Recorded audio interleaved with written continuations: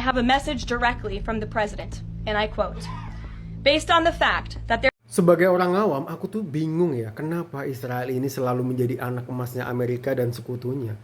Ketika Israel ini melakukan kejahatan, melakukan tindakan-tindakan keji terhadap negara lain, itu seolah-olah menjadi benar di matanya Amerika, bahkan didukung secara politik dan secara militer.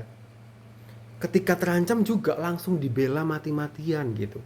Kayaknya Israel ini punya sejuta alasan yang dibenarkan oleh Amerika dan sekutunya untuk melakukan atau menindas negara lain.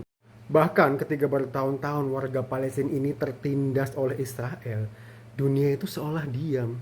Dunia itu seolah tidak mampu untuk menghentikan Israel.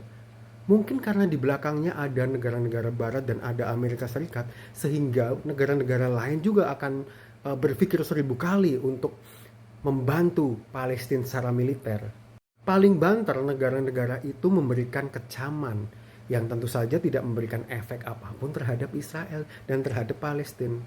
Bahkan sekarang itu mereka menyerang Iran dengan alasan karena tidak ingin Iran itu punya senjata nuklir.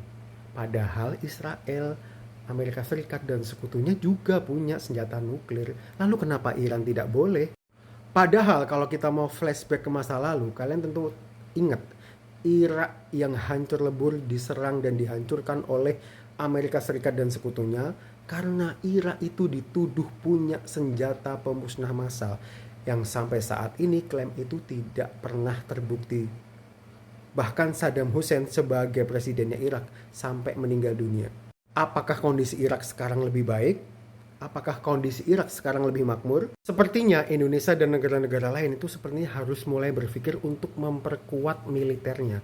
Karena kalau kita militernya kuat, mungkin kita tidak akan gampang digertak oleh negara lain. Seperti Cina, seperti Rusia. Mereka berani-berani aja karena mereka militernya kuat. Indonesia sebagai negara terbesar di ASEAN ini, alutsistanya itu udah mulai memprihatinkan gitu.